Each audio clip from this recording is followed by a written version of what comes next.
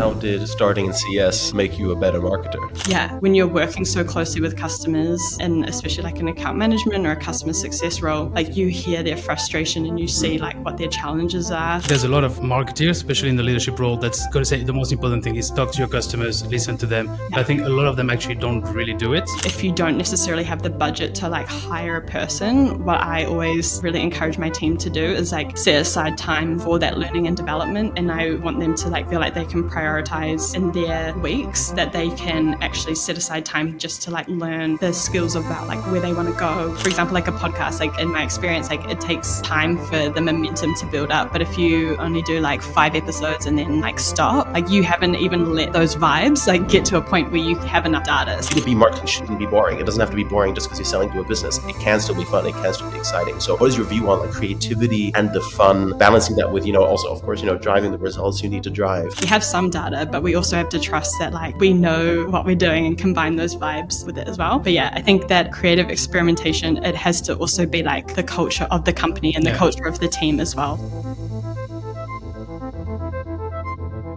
All right, we are back for another episode of Grow with the Flow, today with Victoria Sweeney. Victoria, thank you for joining us. Thank you very much. Welcome. Here in the, for once, sweltering heat of Amsterdam. And the number one thing you want to do when it's really hot is get into a small, somewhat soundproofed room with no air. But yeah, so the things we brave to bring you guys content. So Victoria, quick note about who you are and why you're here. You are the head of marketing ops and marketing ops at HotelChamp, a B2B tech company serving, the hotel industry. You have worked in various, I guess, like commercial customer side roles at different companies over the years. And you are also the creator of the super fun marketing podcast, to which we will be sharing links, of course, in the show notes. Victoria, thank you so much for joining us. Thank you. I'm very excited to be here. We always start the same way, and that is to ask the origin story. How did you get here? What has your journey been? Start as early as you want. Cool. Well, I think for me, my journey to where I am now mainly started in the end of high school and going into university. So when I was going to university, I actually applied to do a patisserie course at university and I didn't get in. And so then as my backup, I went and did a marketing degree. And that's kind of where it all started. So my story kind of starts with a fail. But it was probably like one of the best things that ever happened to me, actually. So after I finished university, I really wanted to get into a marketing role.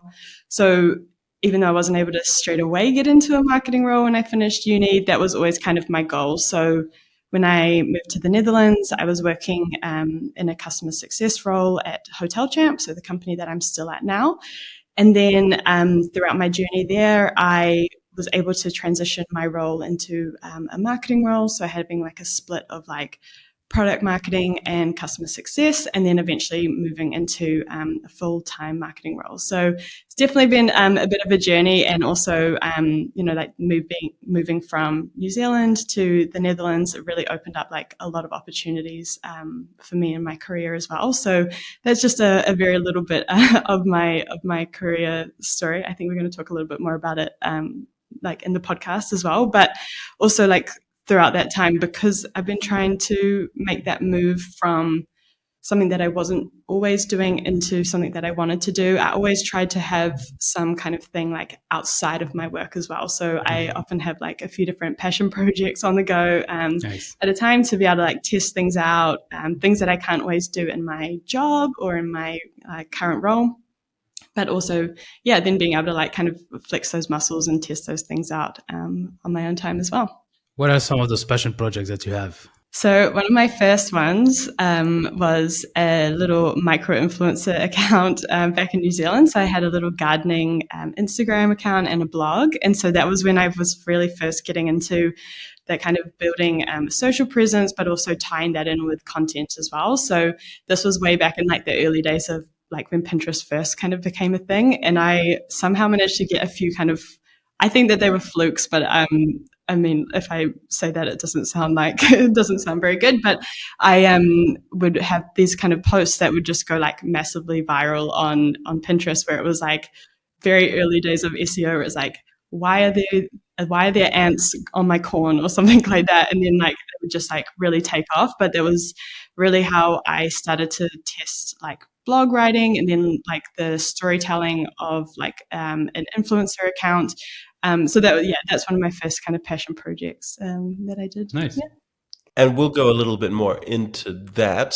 I'm curious, why did you come to Amsterdam? That's a really great question. So, well, I'm originally from New Zealand, and I think it's one of the kind of like Kiwi rites of passage where after you finish university or high school, you go and do your OE, which is like your overseas experience.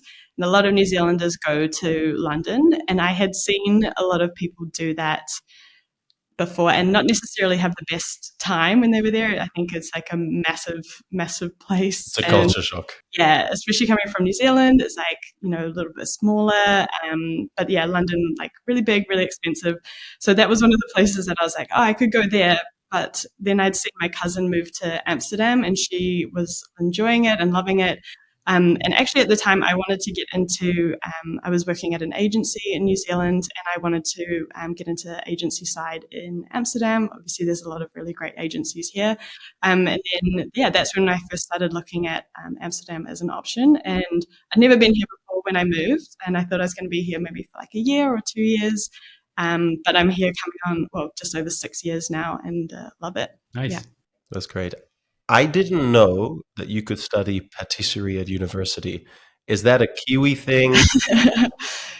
Yeah, well, I thought there were cooking schools that were separate. Yeah. And that universities were a separate thing. Was that literally patisserie in the university? Yeah, so I went to a really cool university. It was like originally was like a technical university. So and then it transitioned into like a full blown university. So even like they have a lot of these more like practical kind of applications that you can do there as well. So even though I didn't get into the patisserie at that university, I still actually did my business degree, my marketing degree at that same university, which was like super cool because it's like very much focused on like real world applications as well. So you come out with a degree, but the last like half a year, you're just actually working like in a job, getting the hang of like actually how you do all the stuff that you've learned. So it's very cool. So you go all the way to Amsterdam, you have the marketing degree, you've played around with influencer stuff in the past. So your intention is very much to do marketing, correct, at this stage. How do you end up in customer success and how do you get out of it? I guess that's... Yeah, so actually I started the transition to marketing when I was in New Zealand. So I'd moved from I was in a retail like support role. So I was actually working as a buyer's assistant for a hardware retailer in New Zealand. And then I actually transitioned into an account manager at a marketing agency. So the move to account management or like the customer success side here was almost the kind of like twin role to what I had been doing in an agency, but in the tech startup kind of side of things. So that's how I kind of started that journey. But I actually just did a LinkedIn post about it this morning, but my sister has also made the transition from customer side into marketing side. And I think that's one of the, I'm not going to say easiest because a transition is never easy, but the deep understanding that you get about customers, having that customer like side of things makes the move into marketing so much more straightforward because you already deeply understand like what makes your customers happy, why do they get upset, what's their problems, and so then you're already starting. Well, if you're able to see it, like you can start to see some of the like kind of things that you can do from a marketing side to like support them in terms of like education or content as well. Yeah. What was what was the most challenging thing then from jumping from CS to marketing? So, what was the thing that you really like, okay, I have to do this now, or I have to learn this, or what was the blockers? Yeah, so one of the hardest things is I think the copywriting, because I think that you can see like you can like see how or like what you want the end goal to be, but then actually being able to like translate that into a message that people actually like understand or people actually want to stop and read.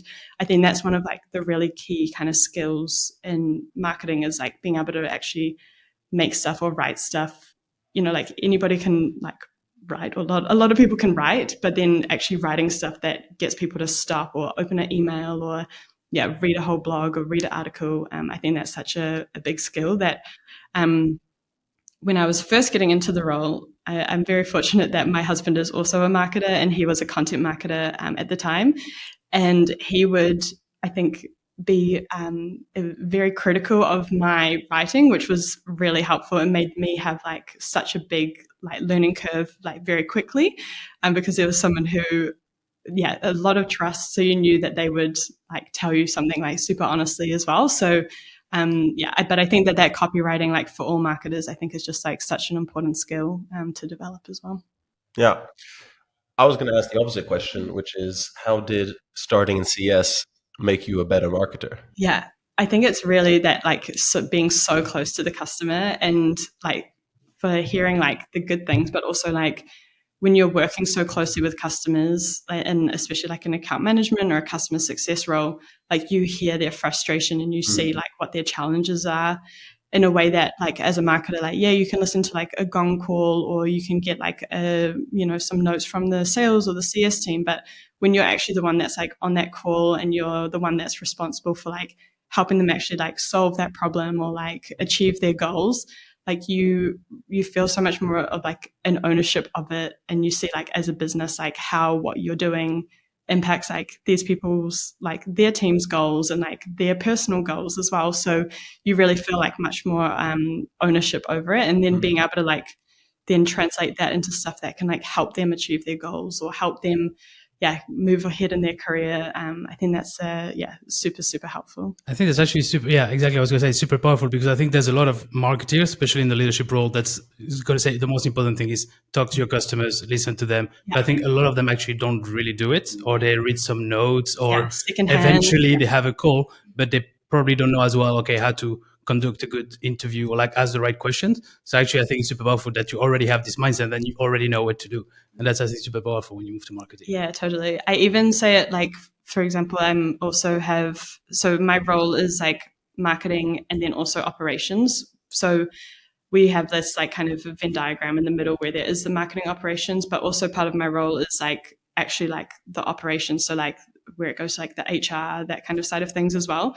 And even for our team that are in like the RevOps and the operations side of things, I still want them to like join the calls actually with the customer success team, so that they can even hear like what are our customers actually facing on a day-to-day, like how is the stuff that we're doing as a company, like how are the other teams, like what are they doing, and how is the stuff that we do is impacting our customers as well. So really I want like everybody in my team to be like as close to our customers as possible to help them. So yeah, I think it's essential. I think we always talk about these things that everybody agrees are true, but nobody does it. You know, everybody knows that, and we do this in life, right? We know that it's important to exercise. It's important not to eat too much sugar. It's better if you don't smoke. It's better not to drink alcohol. We all know these things, but we don't actually follow them. And I think you have those similar dynamics in professional roles where everyone says you need to know the customer, but most companies don't put a lot of effort into that. Yeah. And you tend to put a lot of effort at the beginning when, you have to talk to them regularly to get that product market fit. And then you kind of just carry on with assumptions and kind of the conversations that happen for other reasons. So I think it's really essential to know your customer. It's so essential because we have this with every single client we work with. We go through this loop where one of the things we always insist on is we want to check the ICPs. Mm-hmm. If you have your ICPs figured out, we're not going to reinvent them. But if you don't, we will try to refine them, or at least define them if you don't have them yet. And every single client we've ever spoken to goes, I know my ICPs. I don't want to spend much time on this. Then we go into the session and we just go, look, if this takes 10 minutes, it takes 10 minutes. And before you know it, we're picking apart nuances that make a genuine difference. We just had this with another client. We just went on this call. You could tell they were like skeptical, like healthy skepticism towards the process. Like, we could be actually, hustling and working on things. And out of that came just like this fundamental difference between two personas, how they think, what their goals are. And essentially in just one session, we mapped out that most of their revenue came from one persona, but 90% of our communications were aimed at the other. And that is something that almost always comes out, like some nuance, some little tidbit that makes you do things differently. So I completely agree that understanding the customer is so crucial. Yeah. Yeah, I think it's all very well and good to like have your ICP doc memorized. Yeah. Like actually knowing real customers, I think is like, it makes something that's like kind of like an idea become actually like reality as well. When you see that like the work that we're doing is like impacting the goals that this person's like set for their team, or like where they're trying to get in their career as well, rather than just being like some kind of like, fictional kind of person on a piece of paper. Yeah. What is the role of marketing ops, and when should a company start thinking about it? Because in my experience, companies don't really start thinking about operations till things break. Yeah. And you see that across all, you don't get the finance person till you don't get your invoices paid on time. You don't get the legal person until you lose a deal because of a contract. I'm sure the same is true of marketing ops. So what has been your experience getting into it? What role does it really play? And when do you think companies should start thinking about this stuff? Yeah, that's a great question. So I think it's something that whether you know that you need it or not, I think like you say, like everybody kind of needs it. I think that doesn't always have to be that there's like a person whose like role is like literally just that one thing. If you're a smaller company, like for example, we're 25 people at HotelChamp, like we don't need like a full team of ops people, but we like at the moment, like it's mainly been like me with a working student that's been managing it, but we're now expanding that team to have like another full-time person working on it. So like you always do need it. And like you say, like if you don't have that in place, like you're just going to be dealing with the problems like later on. So I think that's one of the things is like also being able to focus on like fixing processes and making stuff better rather than just always being reactive, especially like in a smaller company. If you have like the split focuses, so for example, like I'm managing like marketing and operations, if I'm always firefighting on the ops side, I don't have time to be able to like do the marketing kind of stuff as well. Luckily, I've got an incredibly strong marketer in my team who does a great job of like looking after all of the day-to-day stuff when the ops stuff does get a bit busy on my side. But I think those things as well as like, it's always like super tempting to like, invest in heaps of technology or like that you need like the crazy tools or whatever, but you don't always need that. It's mainly just also like if you're starting out with it, like thinking about the processes, you don't need to invest in heaps of tech to get started with. You can start small and then like start adding stuff as the business grows. But like this is something that I say to all of my team, and they probably get sick of me saying this as well, but like just that documentation, like documenting the processes, it makes such a big difference for like everybody that there's always like somewhere you can go to follow, like, follow the steps or see the video. That's even just having that makes such a big difference in those kind of ops setups as well. But how do you make it work, right? So I had the privilege that if I was in a director or even CMO role, I would just order people to do it. And then I didn't have to really justify it. I just said, do it, and that's done. What do you do when it's the other way around? When you see the need for ops, maybe the leadership is not, because that's quite often the case where maybe the stakeholders don't care about the ops so much because they just want to hit targets. Yeah. How do you get buy-in from people on both sides, higher up and lower down, to actually follow some of these processes? Yeah, well, I think that there always has to be somebody that is like owning it. And I think that, typically with these kind of things, if there isn't already like a set person that's like responsible for it, there probably are people that are doing like bits of that role. And like, I can really speak to experience in like a small company where, everybody at HotelChamp wears multiple hats. Like nobody just does like the one thing that their title is. So I think that's also one of the things that's like such a strength in our team is that people also have, they really want to like do more, and they want to like, if they see a problem or they see an opportunity, like they want to take that ownership and be able to do that. So I always think that like, maybe and this is like as a manager, I think also like being able to have those conversations with your team to be able to see like, does this person who is just now looking after marketing, like, do they have a bit of interest in like the ops side of things or RevOps, or, like how can I also, see the need that we have as a business, but then also like what our team that we currently have, like what they're also interested in as well, and being able to help them shape also where they're heading in their career, but lining that up also with like what we have as a need as a business. And like, especially if you don't necessarily have the budget to like hire a person, what I always really encourage my team to do is like set aside time for that learning and development. And I want them to like feel like they can prioritize in their weeks, that they can actually set aside time just to like learn, you know, the skills about like where they want to go or where they want to head. So for example, like we have team who are working on like the RevOps side of things, and they're not super confident with Salesforce, for example, but I want them to feel or know that they can set aside time in their week, even though they're really busy, but like set aside time to be able to like go through those training certificates without feeling like, oh, I'm going to get really behind in my work, or I don't have time to do this. So that's also, I think, like it really comes down to like the culture of the company as well. When there is that, you need to have that buy-in from, like it has to come from the leadership side as well to get that buy-in to be able to fill that need as well. Yeah, no, it makes sense. I think that is a blocker. Probably everybody's experienced this, wanting to document more, but other people just don't do it. Mm-hmm. Yeah, I'm sure for some things, tooling can be a challenge, lacking familiarity. Getting too hot here. Lacking familiarity with HubSpot or Salesforce can definitely hold people back from doing more. But sometimes people just can't be bothered. Yeah, totally. What do you do when people can't be bothered? Well, I'm very fortunate that I don't have people in my team who can't be bothered. I think we, in terms like of us, like when we're going through our hiring process, we really, because we are such a small team, like we look for people who really have that drive to be able to like, they're ambitious in their own career, but they're also like the way that they see problems. It's like that kind of cheesy thing of like, oh, it's not a problem, it's an opportunity, or it's a challenge. So I think that's also like, when you are a small team, you can't afford for people to be like, oh, that's not my problem, because it, like at the end of the day, like we're all one team working towards like one goal, which is like for us, helping our customers to achieve their goals and reach their goals. So Yeah, the reason I ask is because we're a small company. We've got 3 founding partners, and even we have this problem, which is, for example, I'm totally bought in on the importance of operations. Yeah. But I don't do operations.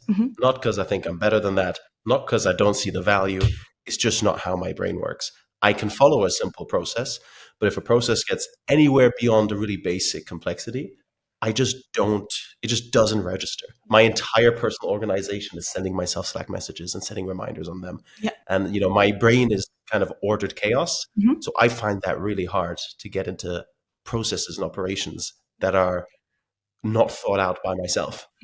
That's why I'm curious, because sometimes I'm sure there are people who say, I don't have time for this. Yeah.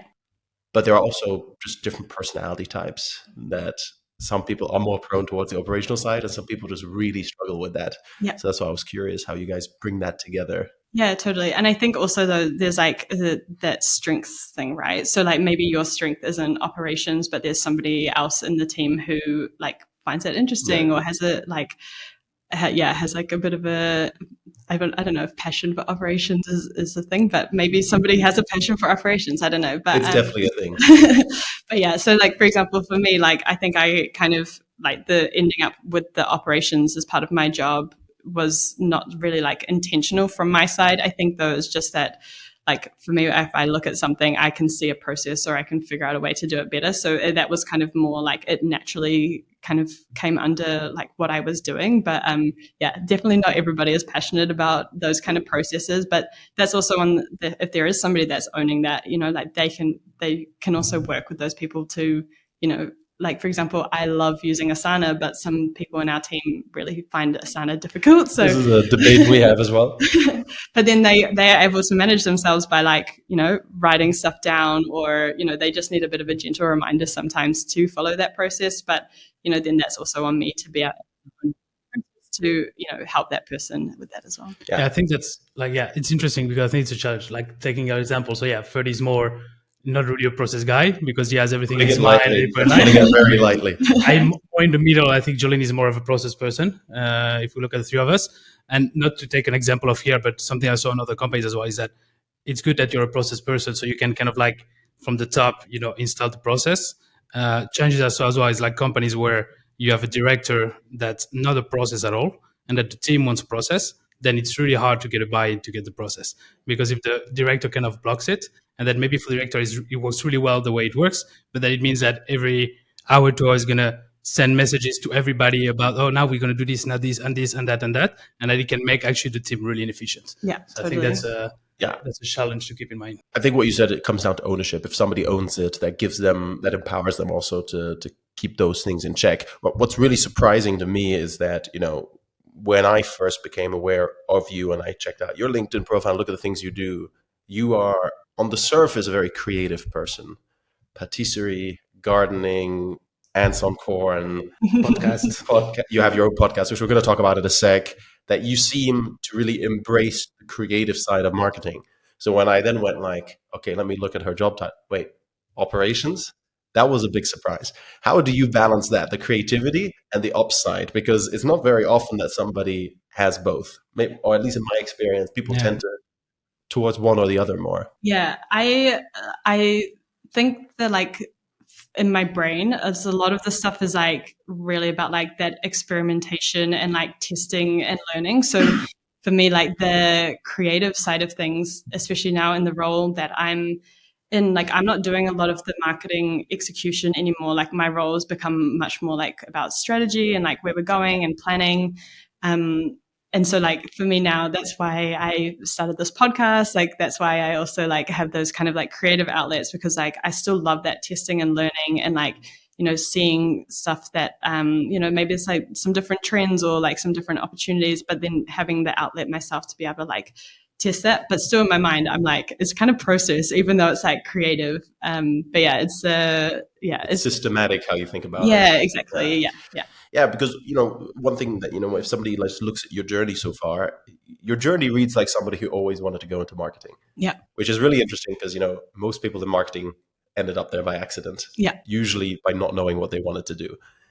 How has that influenced? Because tell me if I'm wrong about this, but it feels like you had that idea of I'd love to go into marketing. Yeah. What is it that made you passionate about that? What is that? How has that defined kind of your journey into this space? Yeah. So I am maybe a bad example because I don't have like these like 5-year plans, or whenever anybody's like, where do you see yourself in 5 years? I'm like, I've literally got no idea.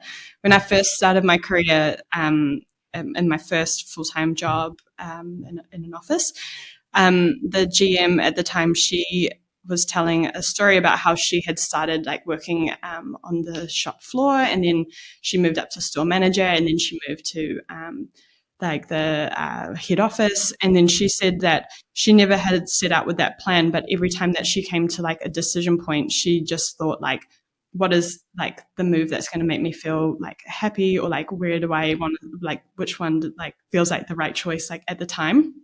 And so for myself, like I have kind of had this thing of like, I find marketing stuff like super interesting because it is a mix of like, how do you understand people, and like, how do you appeal to people, and what are they thinking, and like, and also that huge like creative side of it as well. But then at every step along the way, I've been like, okay, what's my next best move? Like, what's the next thing that's going to make me feel like happy, or like I'm achieving like, or like having a kind of life that I want to have. So yeah, it never set out with this crazy like 5-year plan or anything, but it's always just seeing like, looking at the opportunities I have in front of me at the moment and making the decision that feels right at the time as well. Oh, we see a lot of that actually. I think again, the 5-year plan is one of those things that people love to talk about it, but I don't know how many people really have that plan. But you do seem like someone who's very proactive. What made you decide to do the podcast? What was that moment where you said, okay, I'm going to go do this podcast? And what is the concept? Maybe tell people who don't know about it what it is first and how you got around to doing it. Yeah, totally. So actually at HotelChamp, we had a podcast that I set up a couple of years ago. And it was, at the time, we were really trying to appeal to hotel marketers. So that was really fun as well, because like it's talking about marketing on a podcast. And we saw some really great results as a business, like with that project. So I could see like, and at the time I was like doing all the editing, I was doing like all the arranging with the guests and all of the kind of prep and stuff. So that was still at a time where I had a lot of time during my work days to like spend like executing as well. And that was really fun again to like get close to the customers and like talk with them and stuff like that as well. So super, super valuable. As time, like over time, our like priorities as a marketing team kind of shifted. So I wasn't able to continue with that project at HotelChamp. And then I felt like I was really missing something for myself, because that creative outlet of like doing the editing and the research and the preparation was really fun. And so I had been kind of doing this mini series with like a tiny mic where I would go and like talk to marketers, and they would make these little like kind of, it was before I was using TikTok, but I was putting them on LinkedIn. And I was like, how can I kind of take this and make it into like a bigger format, but also something that is a bit more sustainable for me outside of work? So that's when I kind of was thinking, oh, maybe a podcast where it's just like me talking about marketing, but in a way, like you said before, where it's like a little bit less kind of like formal, or less kind of, like B2B serious, but a little bit more like fun and creative, and taking like what my personality is, my personality, and making that into the kind of project as well. So yeah, it was really fun. It still is really fun. I'm taking a little mini break at the moment, and kind of, I've done 9 episodes so far, I think. But after doing those, I'm like, oh, I see this other opportunity with what I'm doing. So I'm in this little mini hiatus where I'm prepping. My pivots. Yeah. So stay tuned. But so I just love it as like a process for like testing hypotheses that I can't necessarily test like in my day-to-day like job or in my day job, because it doesn't align with where we're heading as a business or what we're doing. But still, as a marketer, like I want to learn those skills. I want to like test that stuff out. Like as a head of marketing, I can't set aside like 8 hours of a week, to just like edit a podcast. But I'm such a nerd about it that I will spend a Saturday like doing it like for myself. So that's also like for me with the podcast, it's like sharing like what I've learned in a format that I find really like interesting for myself, but really like testing out those things and like, trialing different formats and different channels as well. So I think I know what the answer to this is going to be, but can you share a little bit about your thought process with the changes, or is that something you want to sit on first before you share it? Yeah, I can share a little bit actually, because it won't be too far away. But so what I was doing was I was doing a weekly podcast where it was me sitting down with a microphone. I would do like a lot of research beforehand, because you're sitting there by yourself. You kind of have to have stuff like prepped. And as we're like recording for about an hour, editing it down to about half an hour, 45 minutes, and then uploading it as a podcast and also like a video podcast, but then also on YouTube as well. And there's a couple of episodes that I did that were a little bit more kind of, I tried to make them a little bit more like YouTube first kind of content rather than like podcast first. So even though I was doing like the video podcasts, so always like, but these ones are a little bit more kind of like YouTube first. And those two really took off. And they were also topics that were kind of like, I'd say like they were marketing adjacent. So they're definitely related to marketing stuff, but also really focused on like internet culture or like, like what's kind of trending. And so my thinking is like, I still want to have it like in the format of a podcast and also like video as well. But I want to maybe like reduce the frequency that I'm doing it at, but having it more on that YouTube first kind of thinking, but still also super relevant for podcasts, because I think podcast is still like a massively underutilized channel for marketers. I think it's a really, really powerful channel. Even like I've taken a break from posting podcasts over the last few weeks, and the search or like the discoverability of my podcast, it's just as strong over the last few weeks as it was even when I was posting like every few weeks as well. So the effect that you get from like having that podcast there, and like I think the search discoverability of podcasts, I just think that it's such a powerful channel as well. So still relevant, but just a little bit of a different focus now. No, awesome that you share that thought process. I think it's just really interesting to see someone who's going through that thought process in the moment. Also shows really your approach here, where you're very pragmatic about. You said you always think about looking at the patterns or, the process in your head, and that, you've tried something, you've seen some potential. Now you're thinking about moving into that potential. Couple of things. Number one is you named it the Super Fun Marketing Podcast. Yeah. This is a theme that has weirdly enough come up quite a lot in a lot of our conversations, which is, marketing should be fun. Marketing teams should have a lot of fun. And whilst I think there are very much your famous, fuck Jerry style agencies where it's all about big things and exciting projects, and you watch it, you see like the documentaries, and you're like, wow, that's really awesome. But most marketing teams are not having a lot of fun. Yeah. A lot of them are sitting, especially in B2B, whereas, B2B marketing shouldn't be boring. It doesn't have to be boring just because you're selling to a business. It can still be fun. It can still be exciting. So what is your view on like the creativity and the fun, balancing that with, also, of course, driving the results you need to drive? What kind of was behind that decision to go after this kind of fun angle? Yeah, so I like to say, maybe you guys have seen like people saying about like vibes, like marketing off vibes. So I like to say that I love to combine data with vibes, because I think if you go fully vibes, you kind of like, yeah, it could be really fun, but also like at the end of the day, like I work for a B2B business, like we have revenue goals, like my responsibility, like my team's responsibility is to help drive pipeline like for our sales team. So I can't just go fully vibes and like wing it on the data side. So, but for us, it's finding that blend, right? Because if you go fully data, you kind of miss also like, you kind of miss some of the nuance as well. So I think it is like a bit of blending it, but also I think for marketers, like we should like, it's again that thing of being like really close to your customers. Like it is data if you know your customers, but it's not necessarily like in a report, but like that thing of like, being able to say like, well, the data says this, but actually when I've been like talking to our customers, like the thing that they find super relevant is this, or they want to see more of this from us. And you don't necessarily always see that in like a report. So I think also like, yeah, trusting your gut as a marketer and being like, I know what I'm doing. Like I know my stuff. I know how to tell if something's going to be good or if it's going to be bad. But like those experiments, like finding those like testing creative, like for example, we just launched, a new training certification for our customers, and like we've seen like a lot of success with that in the past, and a lot of people really like enjoyed that. So we're like, oh, we've got this other idea for one. Like we know that this has kind of worked previously, but like maybe if we try it doing it this way, like it could work. So it's kind of like we have some data, but we also have to trust that like we know what we're doing and combine those vibes with it as well. But yeah, I think that creative experimentation, it has to also be like the culture of the company and the culture of the team as well. So yeah, it is. I think that, I think really good marketers are curious. And I think that creative, like, keeping an eye out for inspiration and like looking at like maybe some different opportunities. I think you have to kind of combine all of that stuff together. Yeah, we do. What's with the background noise? I don't think we're picking it up, so I'm looking at it. We should be fine. We just have a guy playing piano on one side, construction on the other, someone smashing a wall in. Like you could soundproof the hell out of this. You'd still feel the earthquake-like feelings.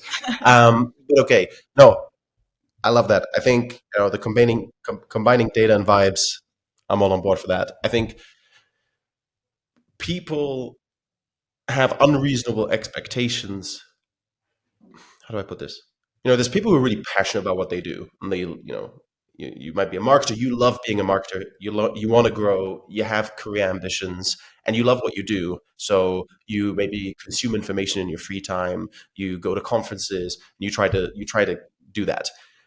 But I think the average person is not that, and I don't mean this in a bad way at all. But I think sometimes people who are very ambitious, and marketers who are very ambitious, or any kind of tech professionals or any professionals very ambitious, have an unrealistic expectation of how ambitious their target audience is. Yeah. So when you make all this dry B2B content, you can expect that every person in your target audience is spending their free time reading about it or watching it or listening to it, because some people check in the morning, check out in the evening, and then they don't want to deal with their job anymore, and that's totally legit and that's fine. There's a lot of people who are like that, and the world wouldn't work if you didn't have those people. But I see that mistake quite often, where companies make these B2B podcasts and they're so fucking boring, and they're targeting people who probably won't listen to this in their free time and can't afford to listen to it in their work time. So I think that vibes element, making it fun, making it interesting, making it something valuable where, you don't feel like it's a chore to listen to. I think that's so important. That's something that people miss out. Is what we try to do here is make it casual, make it fun, make it interesting, and try to pull in stories, personal experiences as well, that, that is not something that feels like work. Yeah, totally. It shouldn't feel like work listening to a podcast. Yeah, for sure. And I think also like, the vibes element is so important as well, because otherwise, like, you do just really focus in on the stuff where, like, you can measure it. I say in my little quotation marks, measure it, and kind of miss the stuff where maybe there's an opportunity that like, for example, like a podcast, like in my experience, like, it takes time for the momentum to build up. But if you only do like 5 episodes and then like stop, like, you haven't even let those vibes like get to a point where you have enough data. So I think that you have to be able to like also like obviously have these things that still are achieving, like, especially if you're like a B2B company, like, you have the things that are helping with the pipeline or helping towards the revenue goals, but then also having the space where you can experiment and you can try things that you don't necessarily get instant data out of it as well. Yeah, because I think we have a good example. Like, well, we're fairly new with this podcast. We don't have million subscribers, but we still had a couple of customers now that says like, hey, I listen to your podcast and that's how also I discover you. And that was just an additional touch point, which is super hard to measure, right? Mm-hmm. But then when you talk to them and you ask them, then they actually tell you, okay, that was one. So it's, like, even you're just getting started, you can already see some positive signs about the podcast. Yeah. What you say with vibes, it really makes me think about, there's a certain affinity of, it's exactly that, where we've not necessarily said anything in the podcast that's going to make somebody go like, we need to work with this company. Like, we don't promote we don't promote things, but we do get this idea of people go like, I like how you think about this stuff. Mm-hmm. You think about the stuff like I think about the stuff, or how I would like to think about this stuff. And that affinity, I guess that comes back to vibes of, I like this person's outlook. I like this person's energy. We also had this, we're now interviewing some people for some kind of like PPC SEA help. And we talked to one guy who probably on paper doesn't have like the broadest spectrum of everything we wanted, but just has like the best energy ever. And I'm like, okay, this guy can figure out anything. Yeah. And then we had the opposite, where somebody had ticked all the boxes, and I was like, I don't think I can put this person in front of a client. So I think that vibes, I mean, if you need a tagline for your personal brand, turning vibes into data. Yeah, that's it. You should use that. But I agree. I think that vibes element. Yeah. I never called it that, but I think that makes more sense. And I think you also just like really touched on like why we're seeing like the personal brand stuff having a moment as well, is because like people buy into the story. So like the podcast is a great way for people to get to like know you guys. Like, it's almost like, when do you ever just like hear somebody talking for like half an hour or an hour or whatever? Like, we would get people come up to us at events and stuff and be like, I feel like I know you. Like, we've been sitting, like, I, hear you when I'm like on my way to work or I'm at the gym. And like, this is someone who like, it's my first time meeting them, but they've been listening to us for like, weeks and months. So that's also why, that personal branding stuff, that's why brands are seeing like such a, a big success with that, because people want to buy into the story. They want to buy into like you as people, not just like you as a product. So, How did you promote these podcasts? Do you have any tips? If anybody here starts a podcast now, what should they do to promote it? Asking for a friend. We're not asking for ourselves. Yeah. Asking for a friend. Like the short clips, like 1000% short clips is like, in terms of content promotion, I think just on like, YouTube. Yeah, shorts. Also, if you, for example, like if you're on TikTok, that's also a really great one. I started like a B2B marketing TikTok a while ago, and it just grows. Like I don't have to do anything real. Like I'm putting content on there. That's a good conversation we had, because this is everyone's gonna hear the most obnoxious "I told you so" in a second, because I pushed back against his idea to do a TikTok. I was like, I don't think our audience is on there, but he's like, we got to do it. No, I don't know if we have to do it. The other thing is like, it's more, so I'm not like big on social media, like personally I have like Facebook, which I didn't open in 10 years, Instagram that I barely do anything, but I never post whatever. So I've never like been on TikTok. It's called being a lurker. Never been on TikTok, myself. Yeah. But we're like, okay, we're posting now mostly. So Substack. So we do, like a Spotify, all of this, YouTube, and then YouTube Shorts. Yeah. And then we're discussing, okay, should we also do then TikTok, Instagram, because it's actually not that much more work when you already have the clips. You already have the clips, posting it. Yeah. But so it's because yes, this idea of like, and I don't know if it's true or wrong, but like that our audience is not going to be on TikTok.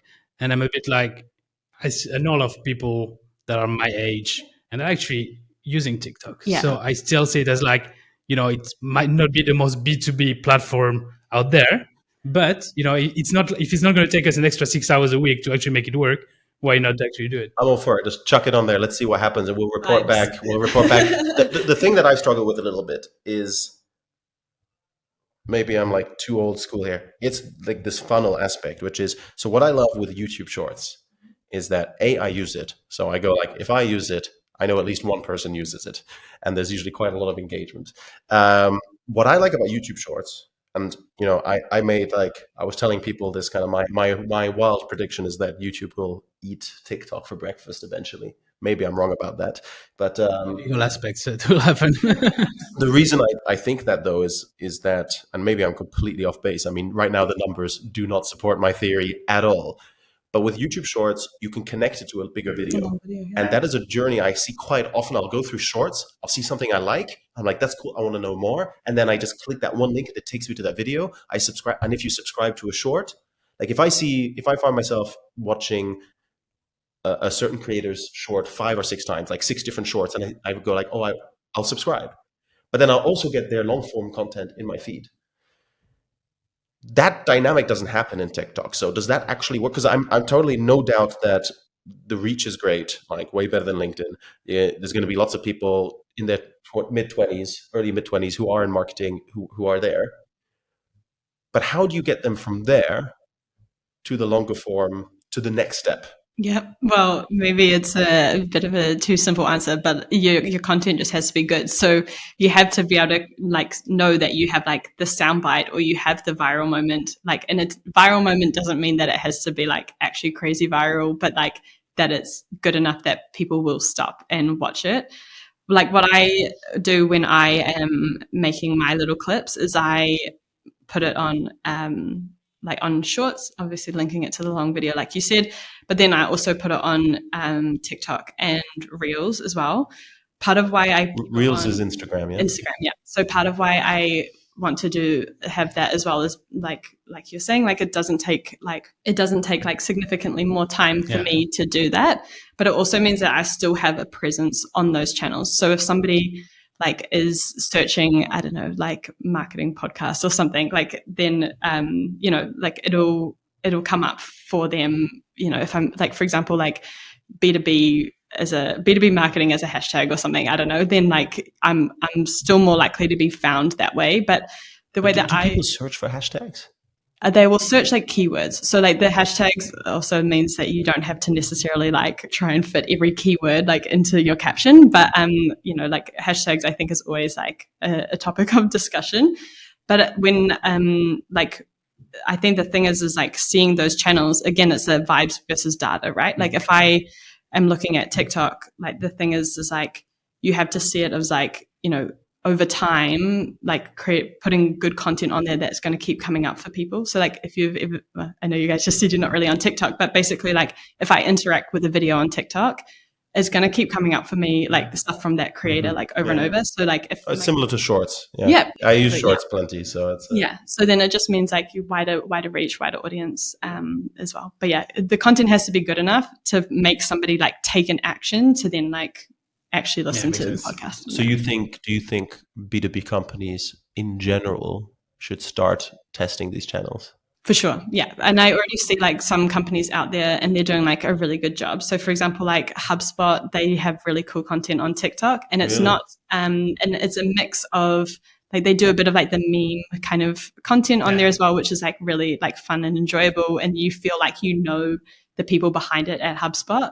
But like, again, like I don't want my entire TikTok experience to be like work related. So that's also why the podcast thing, like, maybe the funny moment from a podcast or something is what you put on TikTok rather than like, the really intense like steps like to do your job or something. Yeah, a lot of these things are translatable. I mean, a big kudos, and we're still going to do the kudos, but Unmuted, the founder of WitchMax, we're actually releasing the episode very soon. And by the time people listen to this, it will have been released. And they did the whole guess the logo of the B2B SaaS company. And that's like a big thing on TikTok. At least, it was. I think I follow YouTube Shorts, which is probably like 6 months behind TikTok. That's when you Instagram is 2 weeks behind, and then you. But you can translate a lot of those concepts. So no, it's really interesting, and it's something that really stood out when I was looking at the stuff that you do. Is that you're not scared to jump into these channels where probably, but most B2B marketers, and I like to think of myself as somebody who's like, fuck it, let's try it. But even I was like, Yeah.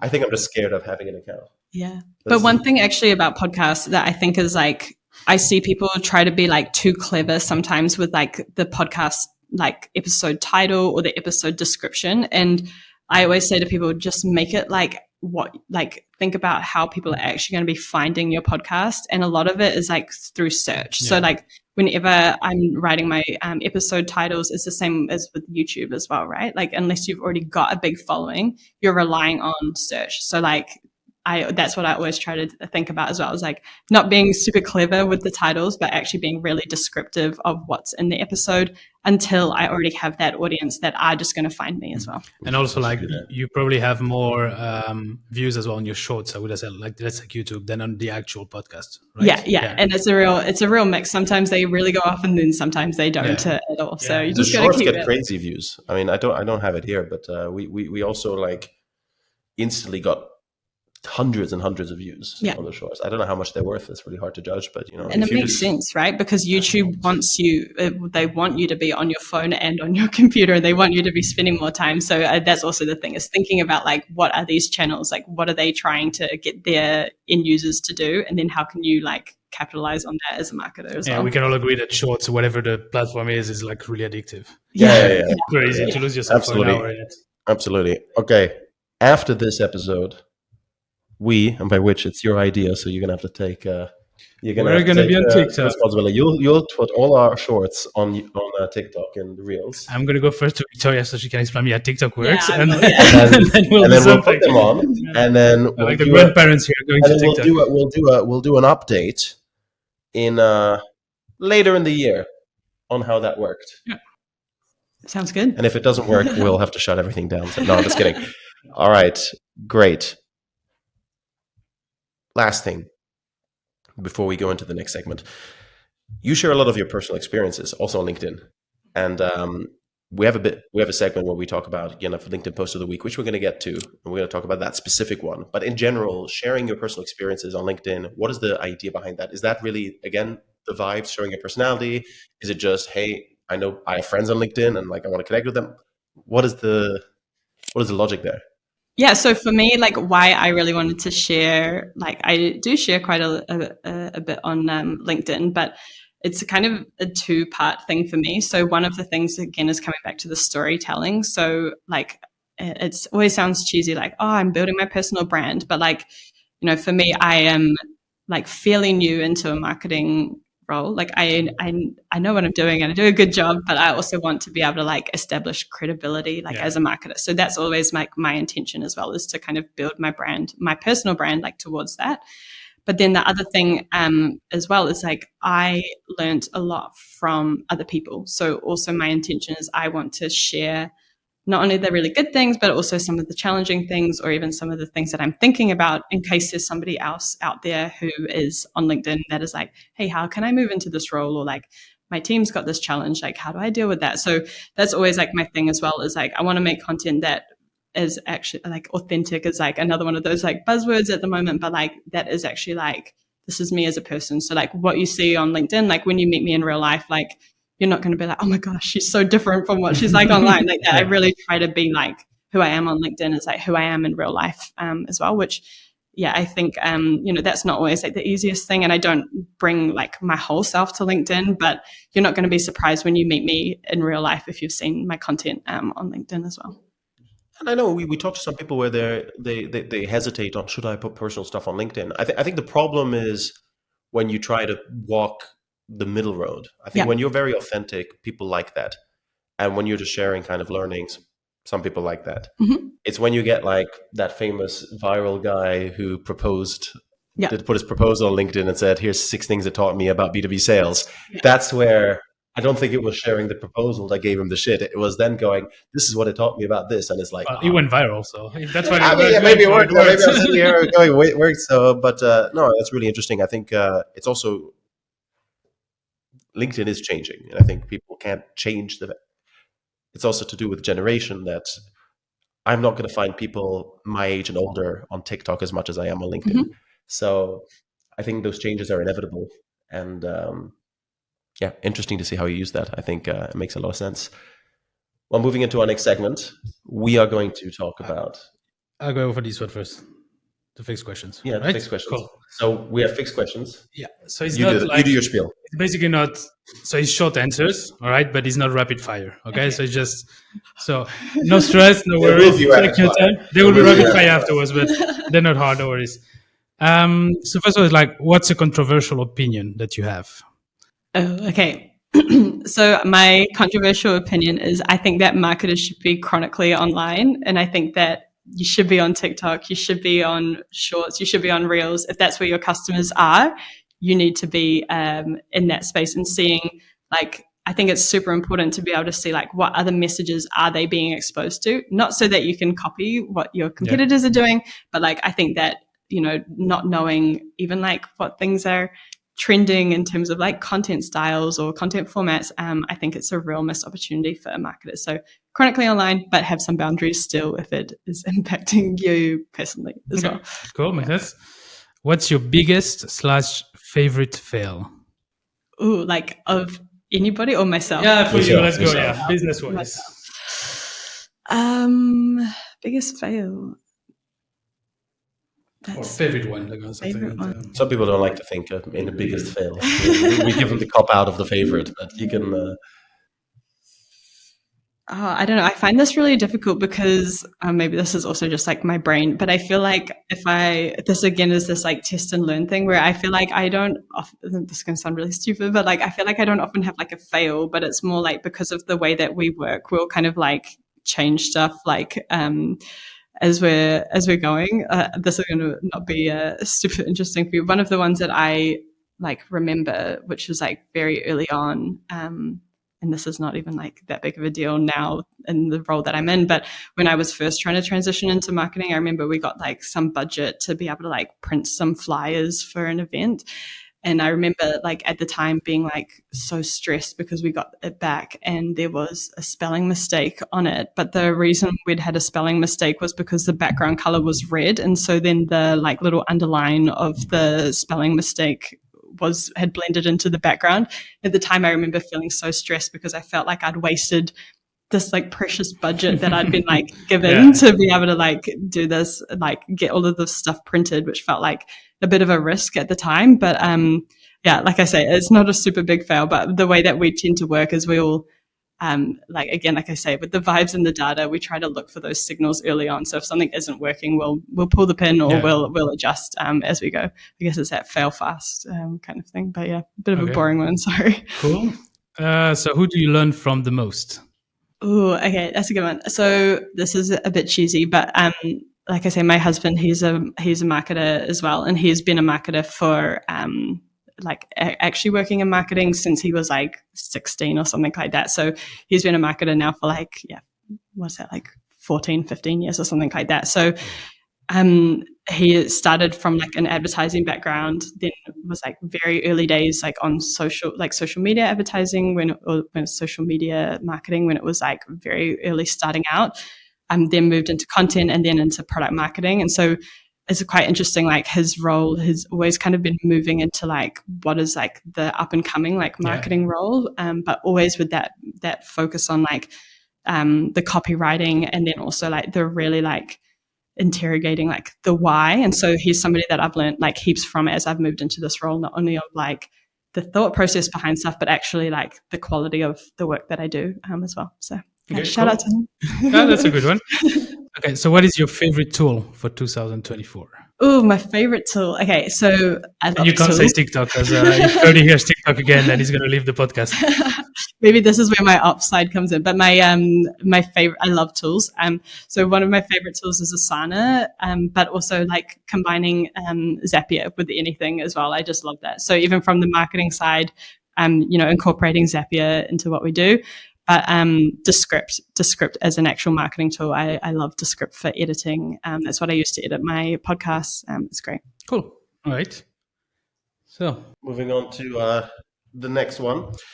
We always like to do a brief comment on a social post And the one I picked out here, I noticed you share a lot about your cycling experiences. Mhm. What got you into that? And what is that all about? You do it by yourself?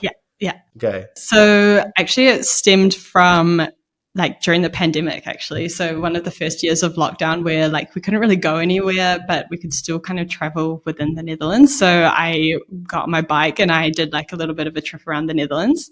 And then as things started to like open up again, I was like, oh, I can actually go to some of these other countries nearby and like do those kind of cycling trips. Yeah. And like at first it started out because like I really enjoy the kind of like slow travel, like cycling kind of thing. And my husband doesn't enjoy that. And so we were like, look, there's no point in like me missing out on that just because you don't want to do that. So now what we do is every year we'll have a solo trip at the same time. So we'll each go on a separate trip. And he, for example, just went to did a like scooter, like motorbike trip around Vietnam, which like I can't do that, and I didn't really want to do that at the time. And then I went and did my cycle trip. So we have these kind of separate vacations. But I think like the solo travel is just like it's so especially on the bike, like you just have hours of like sitting by yourself, like in thought. And for me, like I just love it because it's time to like think about like everything and anything. So I find them super, super valuable. Obviously beautiful scenery as well. But, it's also like a bit of a detox from the always be online as a marketer. You get your break, you get and sitting behind a desk all day. Yeah, exactly. And also that sense of achievement as well of like, I did this thing. So what's been your longest cycle? So I did in my last trip, I did a day of, I think it was like almost like 80 Ks or 90 Ks or something. So typically I try to do like 40 to 50, but then I just had to get from A to B. So it was pushing it a little bit. Yeah. Nice. Cool. Then we move to the last section, which is a rapid fire question. So it's First, kudos. I forgot every year. We change the order up every time, just keep you on their toes. Keep it fresh. Kudos, facepalm of the week. People who listen to this podcast know the drill. We call out something we think is awesome. We call out something we think is lame. And we start with you, our guest. Cool. Okay, so my kudos for the week is I've seen a new campaign for tourism for Oslo. I'm not sure if you guys have seen that one, but I think it's super cool. And I think why it's also really cool is it ties into like this kind of nostalgia element of as well of like feeling like a more simple time. But yeah, I think it's really cool. I think it's a super cool ad, and it's obviously getting a lot of traction at the moment as well. So it was cool. The kudos I had for the next episode, but that's okay. Sorry. That's okay. No, it's great. It's great. It's a really great ad because it's like this guy basically dissing Oslo, but actually he's pointing out all the things that make it like a more relaxed, accessible, nice place to go, non-pretentious place versus kind of some of the biggest cities in the world. Yeah, exactly. Yeah. And your facepalm? So I actually saw a post this morning. I won't name and shame, but it was somebody who was showing the final email of their 22-step sequence, and it was the breakup email at the end of the sequence, and they were sharing it as like to show, hey, this is how like I do this part of my sequence. And the backlash on the post was so negative. People were like, I thought this was satire. Like, that's crazy that you have this many emails. I can't believe you wrote this email like this. And I felt so bad for the guy because he was really like, it felt like he was like earnestly trying to like share something, but it completely flopped. But it looked like he was taking it in his stride and like learning from it. But that one, maybe it was more of like a cringe moment when I saw that. Okay, yeah, no, makes sense. Yeah. All right, I'll go next. So, okay, this will be live in a few weeks. So I think kudos just to Hugo and his team for launching Ritmo. So we saw them just at the Next Web. So we know he's been working behind the scene for a while on this. And our episode with Hugo Pereira will have been released before this one. So people can go check that out. So, very insightful. So yeah, just kudos to him to launch his company. I think it's really nice. And facepalm, I think, we were at the Next Web last week. We had a bit of a joke that was like every time we see the word AI, we should actually take a shot, and then it would be basically at the hospital in half an hour. So I understand that AI is the new shiny object and it's really disruptive and probably going to disrupt it. It's going to be really important in the years to come. However, I feel like a lot of people are jumping and creating a company around AI before focusing about a real problem out there, just because it's what's hot, where VC put money. So we saw a lot of companies that will be like, okay, you have AI, but what do you really do, and what is the core? What is the problem you solve? So yeah, I think that would be a bit probably my facepalm. Yeah, AI and Web3, I just couldn't hear it anymore. And like, not even interesting. A lot of people aren't even like interesting about it. It's like, it's the hype, but also just some of the topics about that, like not just the talks, but like people we talk to, which is boring. Anyways, can only echo that. My kudos is that the Next Web is moving to the NDSM again next year. For those who have been to the Next Web in the earlier days, I think when it's in close to the city center, it just spawn, like it just kind of, what do you call it? Like there are these like mini events that just kind of spawn out of it. Which when it's a little bit further away, just don't happen. People, by the time people get back to the city, they're like, oh, I'm going to go meet my friends for a beer or whatever. So I'm really looking forward to that. And my facepalm, again, yeah, I don't want to name and shame here as well. But one of the trends that I see is, I think there's a lot of bullshit on LinkedIn. There's a lot of bullshit in marketing. And I think sometimes calling that out is a good thing. And, we try to do that, be a little bit cheeky. We like to ask people for their controversial opinions. We like to go against the grain. But there's a few creators for whom I have a lot of respect, but they go so far into that negative side where they're just shitting on everything and they're just calling out things every day. And it's like, okay, it's cool to kind of like dish on things that are lame, but you also got to put out something positive and something useful and something. And like one creator I have or one influencer I have in mind in particular does do that to an extent, but just every time their post pops up, it's just like, screw these people, this sucks, this is lame, and it's like kind of tiring, and I actually unfollowed them after following them for almost a decade. So yeah, I think it's find a good balance. Make sure you also put a bit of positivity out there. Yeah. That's my facepalm. Yeah, the rage baiting, eh? Rage baiting, yes. Cool. So now, yes, last section. Now it's the now I rapid can fire. go for it. So rapid fire. So it's like one, you have to choose between a few options, or like 1 2-word answers. Okay. All right. Cool. So YouTube, LinkedIn, or TikTok? TikTok. TikTok for B2B marketing. Yes or no? Yes. Video or audio? Video. Number 1 platform for promoting your podcast? No, so I'm not going to go with what I said about TikTok, but YouTube. Okay. Favorite meme? Favorite meme. Oh, I am favorite meme. I love memes. I love any like SpongeBob memes. Yeah, you done. Customer success or marketing? Marketing. New Zealand or the Netherlands? Oh, these are really controversial. No, I'm going to get cancelled. No, no comment. Okay, Zealand. Yeah.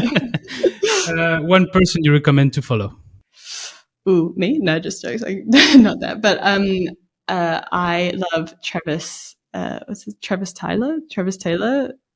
Cut in whichever one is right. Travis Taylor. Great person to follow. Okay. Biggest accomplishment last year? Biggest accomplishment last year. Oh, all the years are such a blur. Doesn't have to be business related, though. Oh, actually, last year I won Marketing Leader of the Year at the SAS Awards. That was last year. That was a good achievement. Yeah. Congrats. Favorite way to keep track of marketing news? TikTok. We're good. Perfect. Victoria, thank you so much for joining us. It's been a pleasure talking to you. I learned a lot, genuinely. Yeah. I feel like you're pulling us into a younger generation. I feel like we talk like we're like 100 years old. Do you have anything you want to share with the audience? Anything you want to plug? Anything you want to mention before we call it a day? Yeah, I think just would love for more people to check out the Super Fun Marketing podcast. I'm always super keen to get feedback, so like actual real feedback as well. So it's still early days. So send me a message on LinkedIn and let me know what you think. Yes, perfect. We'll be linking to your profile. We'll be linking to everything you got. And thank you so much for joining us. Yeah, thanks for having me. It's been very fun. Thank you. Thanks.